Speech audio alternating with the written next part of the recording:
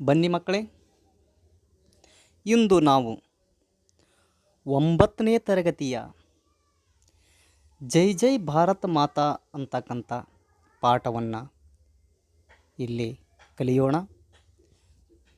ಈ ಪಾಠವನ್ನು ಪ್ರಸ್ತುತಪಡಿಸುವವರು ಶ್ರೀ ಬಸವರಾಜ್ ಭೂತಿ, ಹಿಂದಿ ಶಿಕ್ಷಕರು, ಕಿತ್ತೂರು ರಾಣಿ ಚೆನ್ನಮ್ಮ ವಸತಿ ಶಾಲೆ, ಬೇವಿನಹಳ್ಳಿ ಕ್ರಾಸ್, तालुक शाहपुर, जिला यादगीर। आओ बच्चों, आज हम पढ़ेंगे पाठ संख्या 1। पाठ का नाम है जय जय भारत माता। जय जय भारत माता का कवि का नाम है मैथिली शरण गुप्ता। कवि परिचय देखेंगे। कवि मैथिली शरण गुप्ता, जन्म 1886, स्थल झांसी जिले चीर गांव में। पिता का नाम है श्री सेठ रामचरणा। गुरु महावीर प्रसाद द्विवेदी। महावीर प्रसाद द्विवेदी। मैथिली शरण गुप्त जी ने राज्यसभा सदस्य बनकर भी काम किए हैं। उनका काव्य शैली प्रबंध काव्य, खंड काव्य। गुप्त जी को मिला कई पुरस्कार का नाम है पद्म विभूषण, मंगला पारितोषिक। गुप्त जी का निधन 1964 में। गुप्त जी का प्रमुख कृतियाँ पंचवटी, जयद्रथ वध, रंग में भंगा, भारत भारती, अनाग, नहुष। आओ बच्चों, अभी इस कविता को कंठस्थ करेंगे। बन्नी मಕ್ಕಳೇ, ಈ ಪಾಠವನ್ನು ನಾವು ಕಂಠಪಾಠ ಮಾಡೋಣ. ಕಂಠಪಾಠ ಮಾಡೋಕ್ಕಿಂತಲೂ ಮುಂಚೆ ಈ ಪಾಠವನ್ನು ಒಂದು ಸಲ ನಾವು ರಾಗಬದ್ಧವಾಗಿ ಕಲಿಯೋಣ. ನಾನು ಈಗ ಈ ಪಾಠದ ಒಂದು ಆಡಿಯೋವನ್ನು ಇಲ್ಲಿ ಪ್ಲೇ ಮಾಡ್ತಾ ಇದ್ದೀನಿ. ಎಲ್ಲರೂ ಇದರ ಜೊತೆಗೆ ಹಾಡಿ ಆನಂದಿಸಿ.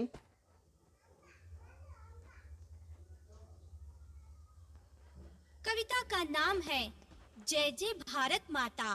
कवि हैं मैथिली शरण गुप्त। गायक हैं हिचिन देवराजू, दाक्षायणी और सह गायिकाएं।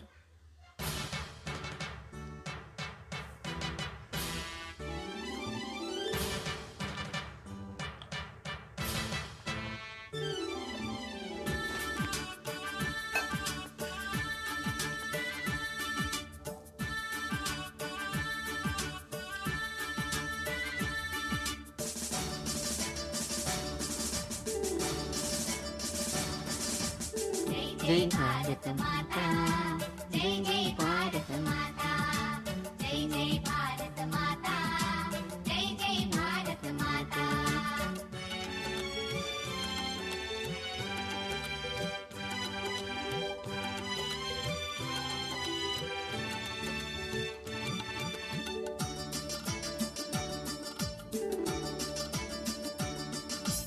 ऊंचा हिया हिमालय तेरा, उसमें कितना स्नेह भरा, दिल में अपने आग दबा कर रखता हमको हरा भरा।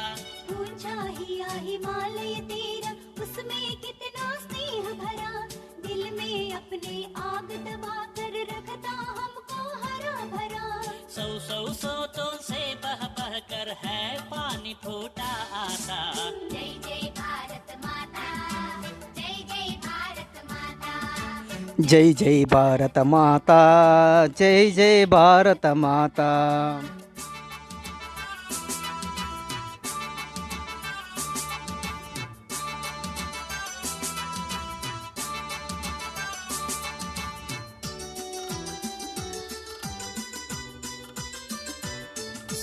कमल खिले तेरे पानी में, धरती पर है आम फले, इस ठानी आंचल में देखो कितने सुंदर भाव फले। कमल खिले तेरे पानी में, धरती पर है आम फले, इस धानी आंचल में देखो कितने सुंदर भाव फले। भाई भाई मिल रहे सदा ही, टूटे कभी न नाता। जय जय भारत माता, जय जय भारत माता, जय जय भारत माता, जय जय भारत माता।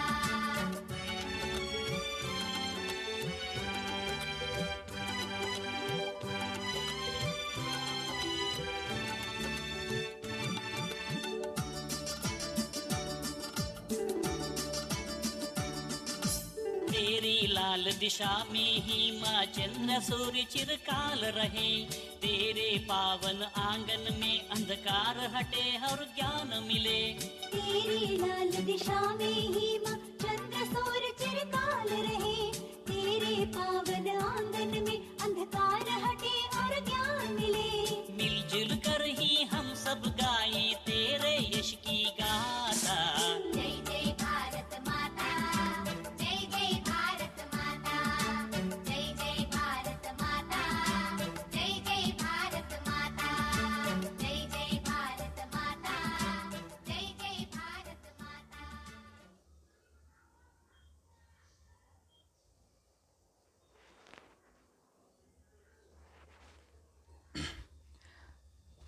ಪದ್ಯವನ್ನು ಕೇಳಿದ್ರಲ್ಲ ಮಕ್ಕಳೇ,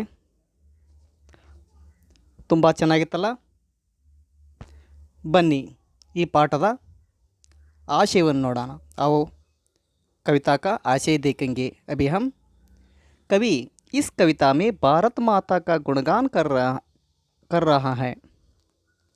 कवि प्रार्थना कर रहे हैं बाई के इस देश के पावन आंगन में अंधकार हटे और ज्ञान मिले, सब लोग मिलजुल कर भारत माता की यश की गाथा गाए. देखिए कवि इस कविता में ಭಾರತ ಮಾತಾ का गुणगान कर रहे हैं. ಕವಿ ಏನು ಮಾಡ್ತಾ ಇದ್ದಾನೆ ಈ ಕವಿತೆಯಲ್ಲಿ? ಭಾರತ ಮಾತೆಯ ವರ್ಣನೆಯನ್ನು ಮಾಡ್ತಾ ಇದ್ದಾನೆ. ಭಾರತ ಮಾತಾ की गुणगान कर रहे हैं, प्रार्थना कर रहे हैं देश के पावन आंगन में अंधकार हटे और ज्ञान मिले. कवि ने क्या प्रार्थना कर रहे हैं? हमारे देश के पावन आंगन में अंधकार हटाकर हमको ज्ञान मिलने के लिए कवि प्रार्थना कर रहे हैं. सब लोग मिलकर भारत माता की यश की गाथा गाना चाहिए, इस प्रकार कवि बोल रही हैं. देखिए इस पाठ में आने वाले कई कठिन शब्द का अर्थ: हिया हृदय, छाती, वक्षस्थल, सीना कन्नड़ में कहते हैं इदे, श्रोता अर्थात श्रोता, मूल, आंचल अर्थात दामन, पल्ला, चोर, धानी का मतलब होते हैं बच्चों हल्का हरा रंग, नाता का मतलब संबंध, रिश्ता, यश कीर्ति, गाता का अर्थ होते हैं कथा, मनोनीता, चुना हुआ, नामांकिता. देखिए आइए अभी कविता का सारांश देखेंगे. ನೋಡಿ ಬನ್ನಿ ಮಕ್ಕಳೇ, ಇಲ್ಲಿ ಈಗ ನಾವು ಈ ಪಾಠದ ಸಾರಾಂಶವನ್ನು ನೋಡೋಣ. ನಾನು ನಿಮಗೆ ಈಜಿ ಮತ್ತು ಬಹಳಷ್ಟು ಸರಳವಾಗಲಿ ಅಂತೇಳಿದು ನಿಮಗೆ ಈ ಕವಿತೆಯ ಪ್ರತಿ ಸಾಲುಗಳಿಗೂ ವಿವರಣೆ ಕೊಡುತ್ತಾ ಹೋಗಿದ್ದೀನಿ. ನೋಡಿ ಇಲ್ಲಿ ಕೆಂಪು ಬಣ್ಣದಲ್ಲಿ ಪ್ರತಿ ಕವಿತೆಯ ಸಾಲುಗಳನ್ನು ತೋರಿಸಿದ್ದೀನಿ, ಕಪ್ಪು ಬಣ್ಣದಲ್ಲಿ ಅದನ್ನು ವಿವರಣೆಯನ್ನು ಕೊಟ್ಟಿದ್ದೀನಿ. ನೋಡಿ, जय जय भारत माता, कवि कहते हैं कि भारत माता की जय हो. ಇಲ್ಲಿ ಕವಿ ಹೇಳ್ತಾರೆ ಭಾರತ ಮಾತೆ ನಿನಗೆ ಜಯವಾಗಲಿ. ಎರಡನೇ ಲೈನ್ದಲ್ಲಿ ऊंचा हिया हिमालय तेरा.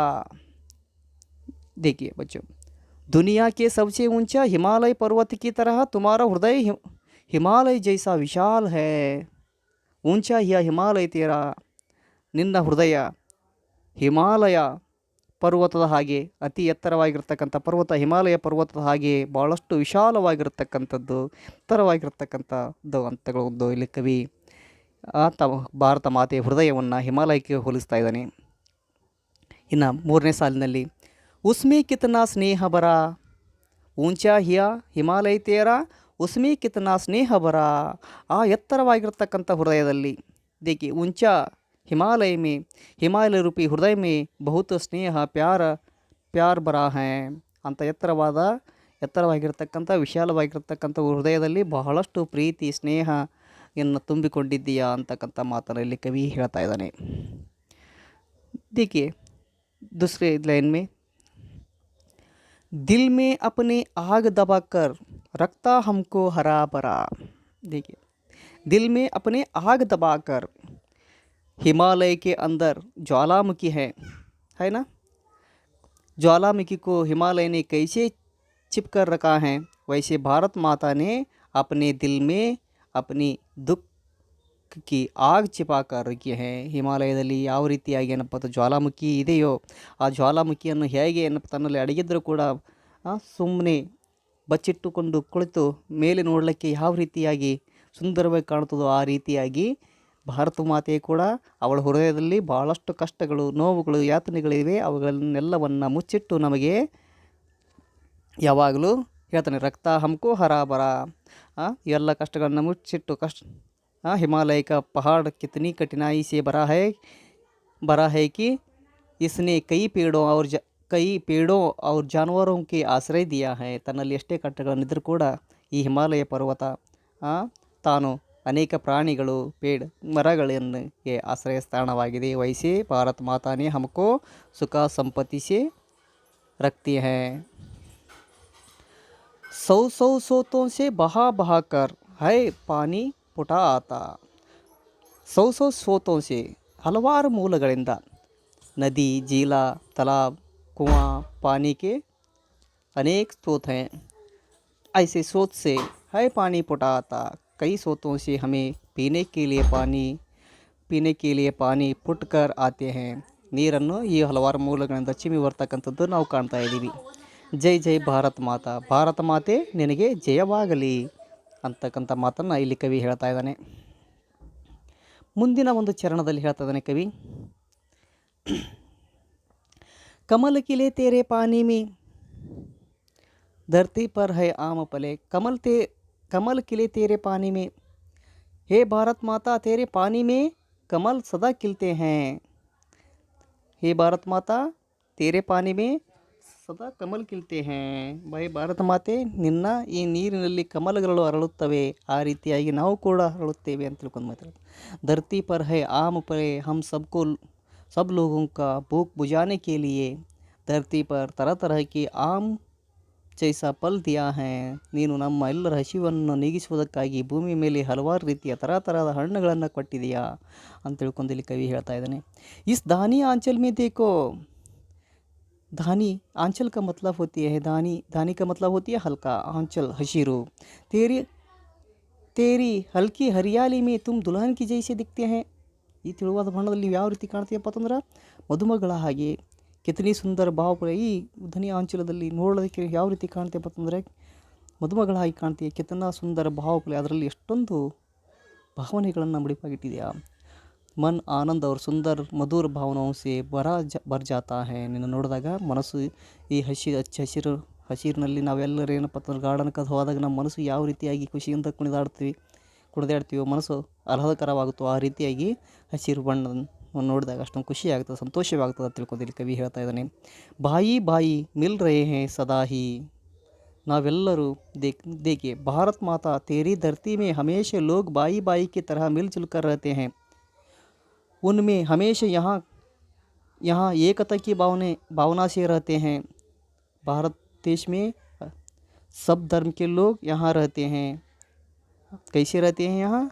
भाई भाई के नाते से भाई भाई की तरह यहाँ मिलजुल कर रहते हैं। टूटे कभी ना नाता, ये नाता कभी भी नहीं टूट सकता है। हिंदू, मुस्लिम, सिख, ईसाई कई प्रकार के लोग हैं ना इधर। ये सभी लोग कैसे रहते हैं इधर?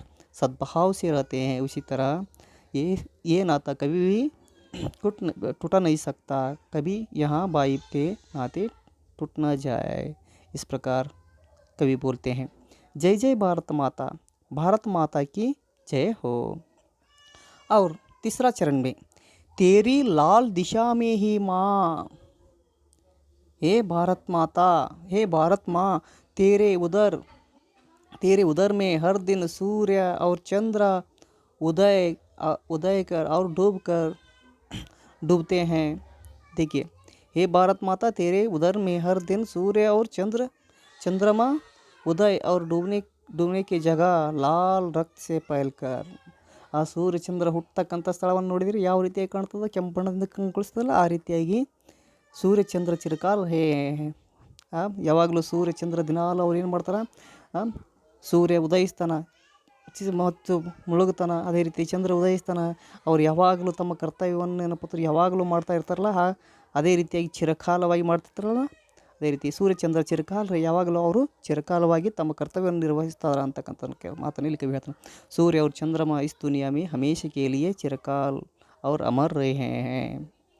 तेरे पावन अंगन में, ನಿನ್ನ ಪವಿತ್ರವಾದ ಸ್ಥಳದಲ್ಲಿ, हमारे भारत देश एक पवित्र भूमि है, यहाँ अनेक महान लोग जन्म लिया है. ऐसा एक पवित्र अंगन में, ಇಂಥ ಒಂದು ಪವಿತ್ರವಾದ ಸ್ಥಳದಲ್ಲಿ, अंधकार हटे और ज्ञान मिले. अंधकार हटकर हमको ज्ञान मिलना चाहिए. तेरी पवित्र आंगन में यानी भारत में हमेशा लोगों के मन में अज्ञान और अंधकार हटाकर सबको ज्ञान का ज्योति प्राप्त होना चाहिए. मिलजुल कर ही हम सब गाए. मिलजुल कर ही हम सब गाए. हिंदू मुस्लिम सिख ईसाई सभी धर्म के लोग यहाँ मिलजुल कर भाई भाई के नाते से तरह रहकर सभी मिलकर भारत माता की यश की गाना चाहिए. तेरे यश की गाता, तेरी यश की कीर्ति, यश का मतलब होती है कीर्ति की गाना चाहिए. बोलते हैं ना, भारत माता की जय, भारत माता की जय. जैसे हम सब लोग मिलकर यह गाना गाना चाहिए. जय जय भारत माता, भारत माता आपको जय हो. इस प्रकार कवि मैथिली शरण गुप्त अपनी सुंदर काव्य शैली में भारत माता की कीर्ति और महत्व को यहाँ बताई गई हैं. ಧನ್ಯವಾದ ಬಚ್ಚೋ, ಧನ್ಯವಾದಗಳು ಮಕ್ಕಳೇ. ಈ ಒಂದು ಪದ್ಯ ಪ್ರಶ್ನೋತ್ತರಗಳು ಪಾಠದ ಪಠ್ಯ ಹಿಂದುಗಡೆದಿವೆ. ಅವುಗಳನ್ನು ಈ ಪಾಠವನ್ನು ಮತ್ತು ಒಂದು ಸಲ ಕವಿತೆಯನ್ನು ಹಲವಾರು ಸಲ ಓದಿ, ಈ ಪಾಠ ಮತ್ತು ಈ ವಿಡಿಯೋವನ್ನು ಹಲವಾರು ಸಲ ಕೇಳಿ, ಈ ಪಠ್ಯದ ಪುಸ್ತಕದ ಹಿಂದೆ ಇರುವ ಪ್ರಶ್ನೆಗಳಿಗೆ ಉತ್ತರಿಸಿರಿ. ಧನ್ಯವಾದಗಳು.